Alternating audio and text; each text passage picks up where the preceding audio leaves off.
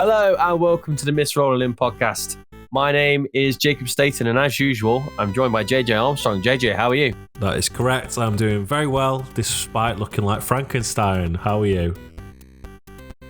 I'm all right, mate. I just wish you'd washed your hair. So do I. Same here. Oh, dear me.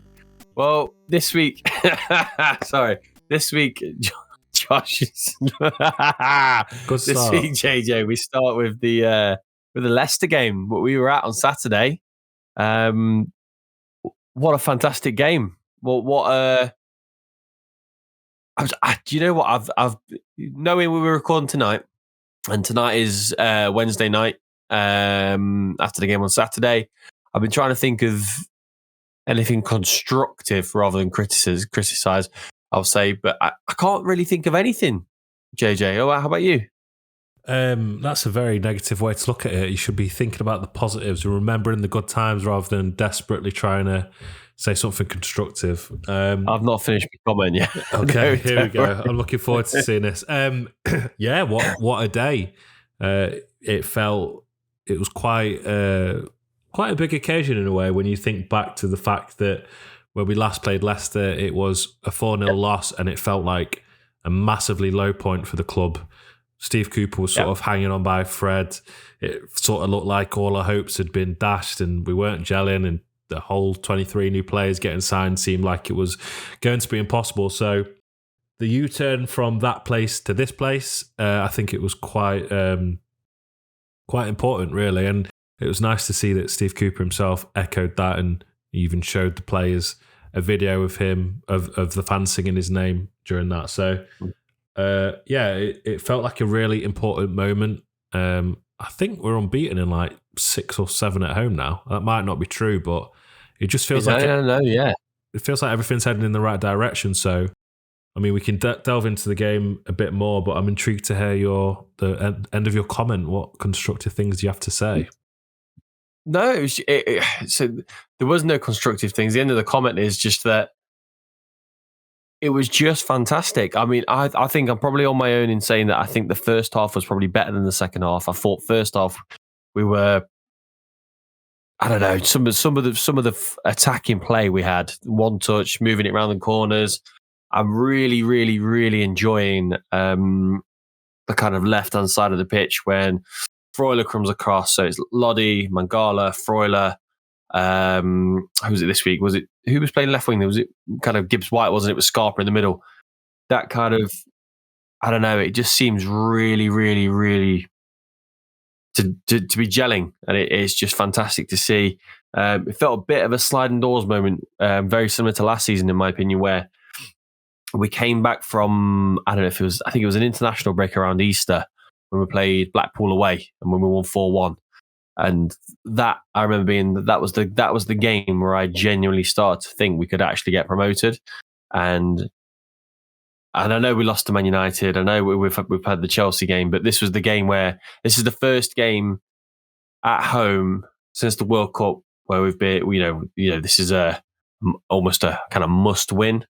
And not only did we win, we also played absolutely fantastically. Every player showed up. Brennan Johnson's got a brace. Morgan Gibbs-White is looking like an absolute bargain. One bad thing did happen, didn't it? Dean Henderson.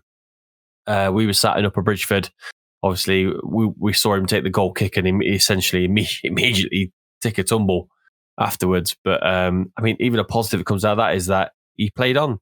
We'd made the substitution, so we couldn't bring anyone on.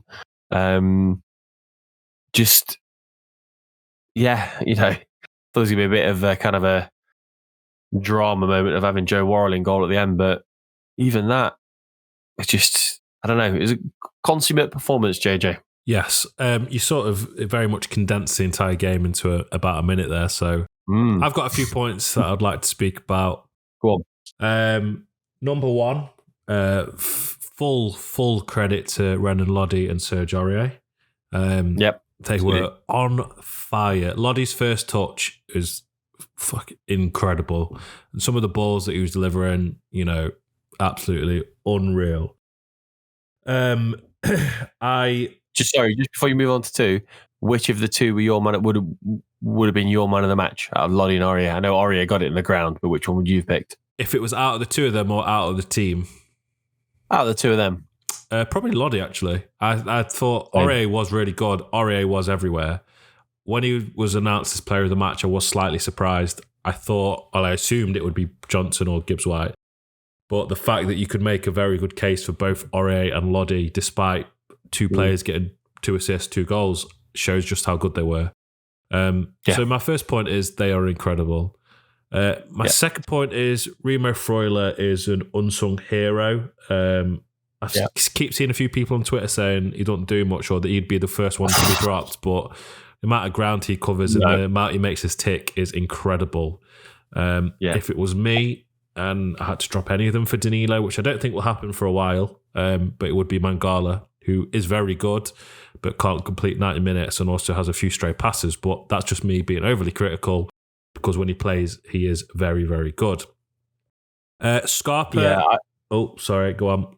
Sorry, no, I was just going to reinforce your point on Freuler. I think he is one of the most important players on the pitch. It's not just in winning the ball back. It's not just being in the right place at the right time. It's not just being a solid base. He's clever when he's still got it as well. So he wins that ball back. He intercepts. He does whatever he does to get the ball. And it's not just give it to someone better. He is that someone better already. So we're skipping ahead a pass, if that makes sense. We don't have to wait for it to go forward or to the side or whatever. The ball is already at the feet of somebody capable, which is a huge, huge plus for when we start to go forward. Yeah.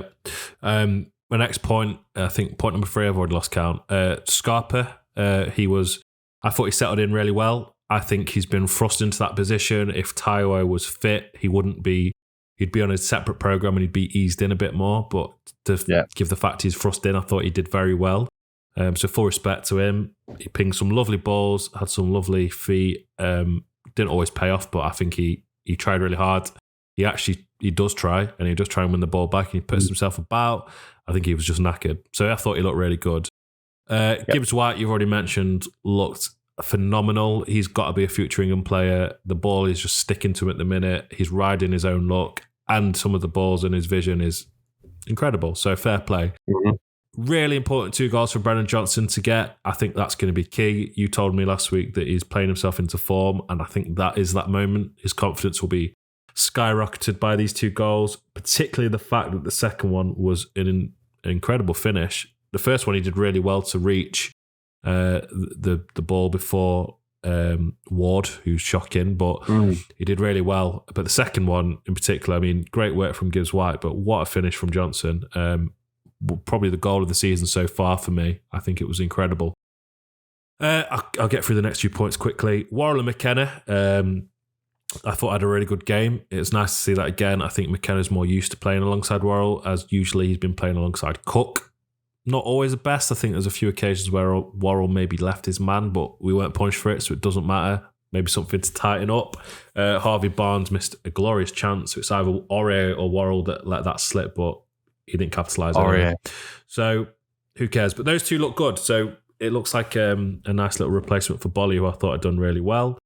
Dean Henderson, fantastic. As always, really scared to see him go down. I thought it was very funny when you saw him literally screaming and waving his arms like that at Aurier as if to say, please don't pass the ball to me because I'm dead. Yeah. And Aurier still passed the ball to him. I thought that's hilarious. I thought he was going to get Joe Worrell in goal. Quite funny. And sorry to sort of carry on. This will be my last point, really. In fact, I've got another point after, which is separate from the actual game. But this is my last on-field point. If you think that the only reason we won in the second half is because Ryan Yates was off and therefore we're better without Ryan Yates, that isn't true. The reason we played better in the second half, or possibly won it without Ryan Yates, is because we changed system and had Surridge in there, who came on and played really well and held the ball up and made things tick. It was nothing to do with Ryan Yates not being on. We're not a better team without Ryan Yates. It was just because we had Surridge fill that void instead. I have a slightly different opinion on that. Go on, hit me. I think it's because, so I alluded to it earlier where I didn't allude to it. I said I thought we played better in the first half, and I stick by that. I think actually we didn't play as well in the second half, and I think Leicester came on to us. which allowed us to score 2 counter-attacking goals. That's my opinion. Yeah, but nothing to do with Ryan Yates. And I'm seeing people say, No. look what happens, you take Ryan Yates off to score 2 goals. And I just think that is such a silly way of looking at it. And it's not true. It's not right. So the last kind of the month before the World Cup and since the World Cup, Ryan Yates has been back to classic Ryan Yates, in my opinion. He's been phenomenal. So I completely disagree with anyone who's saying that. So. Yeah. I mean, you're entitled to your own opinion. Obviously, you're just fundamentally wrong. And then my last point, which was separate to the actual on-field game, is I was sat next to Jacob, stood up, applauding Forrest, sat down, and the random bloke next to me took one look at my legs when he tried to sit down and said, "You greedy bastard, look at the size of those thighs." So I'm now scarred for life. I never want to go back to the City ground ever because I'm now officially scarred for life. He did have a point. I'm a fat bastard, but still brutal. Anyway, sorry. If anyone's wondering what a thigh is, it's a thigh. It's that thing that's the same thing I said. Not, he said thigh. I live in Leeds. Anyway, so that's my longer version of the Leicester game. Sorry that I rambled on, but I just thought it was the first time in a while that I feel like we've had a complete performance in 90 minutes. Yeah, absolutely. I mean, I think the Chelsea game, we were quite close to that. Just lacked a ruthless touch. I mean, ruthless is the best way to describe those 2 Brennan goals. It was great actually to see. I don't know if anyone was in the ground who else noticed that before the first goal was actually awarded, Steve Cooper was celebrating for about 5 seconds before the referee even put the whistle to his lips, which is interesting to see. But yeah, it was. I mean, Harvey Barnes did have those 2 chances. I think both of those came from not necessarily the second one came from a mistake, didn't it, from McKenna, a bit of a poor pass into Freuler. But I think both of those came. Harvey Barnes caught Worrell and Aurier. Aurier looked like he was on the attack, so he's technically Aurier's man, but he's caught in between Worrell and Aurier, if you know what I mean. So it's one of those ones where probably blameless as it comes to Barnes, but the blame lies at whoever loses the ball. Anyway, it was an unreal cross to find him in the first place. So that Albrighton one, yes, absolutely unbelievable. Yeah. And I don't know who played him in for the second one, but thank you for not playing Jamie Vardy in instead. Cheers, lads. I've got to say, I think Leicester in general were really, really poor. Luke Thomas, I mean, it was nice of them to let him on the pitch for a bit. It was really kind of them, but maybe they should try playing some actual footballers. The fans were really quiet. Thought it was a poor showing. Really enjoyed the Jamie Vardy, your wife is a grass chant as well. So yeah, to say it's supposed to be a big derby and a rivalry, which it isn't. I just thought it was really poor, and we outshone them as always. I do wish that the TV coverage and that would stop playing it up as a rivalry. I'm not saying I think it's more of a rivalry than I think a lot of Forest fans would say, but it's not a East Midlands derby or anything like that. In my opinion, it's a rivalry because Derby aren't in the same league. But we won. We got 3 points. We moved 5 points clear of relegation, and we move up to 13th. So what that does mentally for the team is incredible, considering that, like I say, the last time we played Leicester, it was a 4-0 drubbing, and I think we were bottom of the league at that point. So we've come a long way, and I'm believing. I'm definitely believing. Yeah. I mean, I think we're all, it's only 5 points. It's only 2 wins, but actually being 13th means, it's visually astounding, I think, after the start. But I think it goes to show that if we had assigned some of those loan players, if we had kept a little bit more of the unit together after last season, and I understand why we didn't, and that, but I just think, imagine where we could be. It's taking Cooper, let's say 4.5 months to rebuild the atmosphere, the kind of the team and the bond that we had last season. Imagine if we didn't have to wait 4.5 months for it. Well, what's most impressive about all of that is he didn't have to rebuild the atmosphere and connection with the fans. That remained constant throughout, and he got the support and backing from them, which was essential, and also helped the team. And I think it's actually helped fast track the team because they see the support, which has been phenomenal, really, ever since Cooper took over. So I think a lot is to be said about the success at the minute with Forest, and a lot of that is credited to Steve Cooper.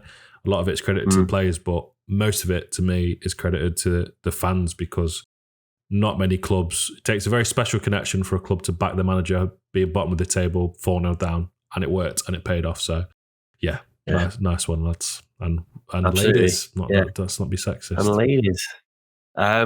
So flying into this weekend, we've got a standard Saturday 3:00 kickoff against Bournemouth. It is. Yeah, I mean, I'll right now put my cards on the table and say I'll take a point, for no other reason than to keep the run going, especially after what happened last time we played Bournemouth. But I have no doubt that Steve Cooper is going to go there and try and get the win, which I am absolutely thrilled about, which is something I think he tries to do in every game, which is always commendable. But I think it'll be a tight game for obvious reasons, but I think we're not playing the Bournemouth team that beat us before the World Cup, and they're not playing the Forest team that lost before the World Cup this time. So, yeah, I'd snatch a draw right now, but I don't want to say expecting. That's too much. I think I'm predicting a win. JJ, how about you? I would always take a point away in the Premier League, whoever the opponent is. However, I think now's the time to go in for the kill with Bournemouth. I think they've had their new manager bounce, and now they've remembered that they're not very good. And I think they're on a slippery slope. I also really want to win because I think we massively owe them one. Last season, they cancelled because a bit of their fucking roof fell off or whatever it was. Then on the replay, we should have had a penalty, and that ultimately cost us automatic promotion, which I was very, very angry about because it was a penalty. And then this season, they've obviously we were 2-0 up and they came back to win 3-2. And it was a very low moment in our season. So they have become a little bit of a bogey team. So I feel like we do owe them one. And I think, again, similar to the Leicester one where you look back at the 4-0 and think that was a big moment, let's rectify it in the sort of second bit. I think the 3-2 is your team talk. I think that gives Steve Cooper everything that he needs to say, look what happened last time. Let's put this to bed. Let's put this right. So I am predicting a win. I don't think Bournemouth are great at the minute. Obviously, any away game is going to be difficult. Our away form isn't fantastic. But now's the time to go for it. Ride the high. We're in a semi-final next week. We've got a very good record recently. We're 13th. We're 5 points clear. There's no better time to just go for the kill. So I'm going for a 3-0 myself. 3-0. 3-0? Jesus. I'm going to go 1-0. Can I just say I said 2-0 Leicester and that came off. So, true. And 1-1 Chelsea. Fingers crossed. So we're on fire lately. Fire. Absolute fuego. Well, we're going to round this episode up with a little bit of transfer talk. So what's happened since is the long predicted transfer of Danilo in. Again, I refuse to watch YouTube highlights of footballers because on YouTube highlights, everybody looks good because that's the point. But it's decent money. It's a long-term contract.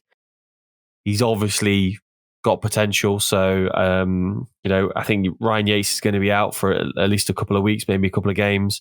So you can slot straight in there. I expect to see Freuler maybe pushed a bit further forward if he is a defensive midfielder.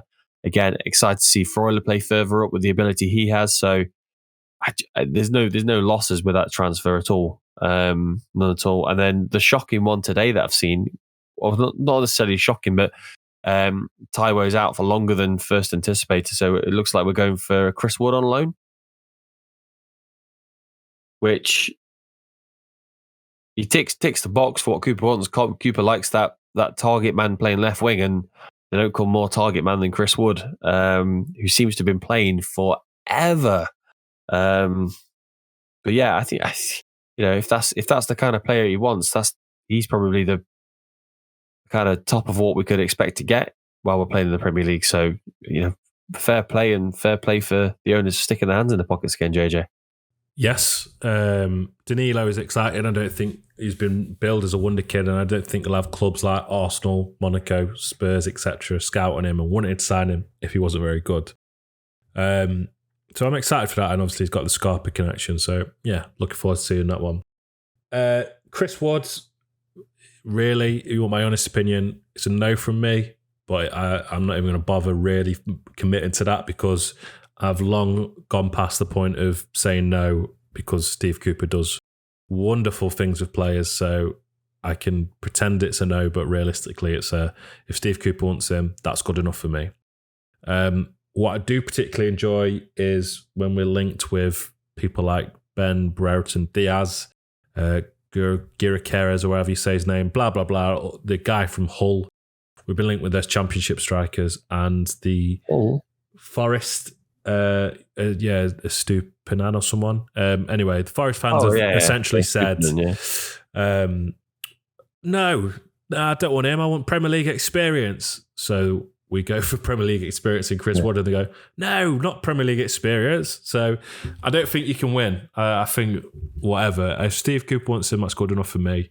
I don't think you'll ever please the entire Forest fan base. I'm going to predict as of today, come the end of the season, Chris Wood will have scored 8 Forest goals and would have been influential in keeping us up. Yeah, bring it on. Certainly rather see him than Keylor Navas, that's for sure. Well, I think that's the last point I wanted to make on this episode is around the Dean Henderson injury. Every time I read anything around that injury, the time frame seems to be going up and up and up. If it is 4 to 6 weeks, which takes us into mid-Feb, early March, early to mid-March, is it worth considering and maybe asking the question of, is he going to join permanently and do we need to go out? Is there a possibility of going out and finding a first choice goalkeeper now? Obviously being linked with Keylor Navas is really fancy, and I think once upon a time he was a really good goalkeeper, particularly for Real Madrid. I was in the gym the other day watching highlights of the 3-2 game when Messi held up his shirt at the end, and Navas really stopped that from being kind of 10-2 to Barca. So he has had good times. I don't know. I personally would really like Henderson. I think he really fits in with Cooper's mentality and fits in with the team. You see him celebrating, hobbling on one leg, celebrating in front of Lower Bridgeford on Saturday. It was fantastic. So I'd hope for Henderson. I don't think he'll end up with us next season. So I think it's probably worth asking the question and maybe seeing what's out there now and getting that solution in ahead of next season and bedding them in. If we don't sign anyone, when I saw this tweet the other day, if we don't sign anyone, we're one suspension because of a Nazi salute away from Jordan Smith being in goal. Christ, yeah. So suspension, injury, whatever, Jordan Smith will be in net for a Premier League season. So he's a great servant to the club. All due respect, he isn't Premier League quality. Oh. Jordan Smith. So being there a long time doesn't make you a good servant. Jesus Christ. Look, I didn't want to upset him. I don't want him in Premier League. You upset me. That's who you've upset. So Smith. I don't know if it's Keylor Navas is the answer. In the World Cup, he was utterly dreadful. Hennessy has his moments and also has his bad moments. So I'm interested to see how this plays out. I'll see. I guess I'll see. You've rattled my cage about Jordan Smith, you have. The only thing he's done consistently in the last few seasons is leak team sheets. That's allegations there. Speculation. Unconfirmed. Allegations. Don't sue us, Jordan. Right. Well, that rounds up this episode of the Miss Rolling podcast. If you're listening for the first time, thank you for finding us. If you've come back again and again and again, we love you very much. You Reds.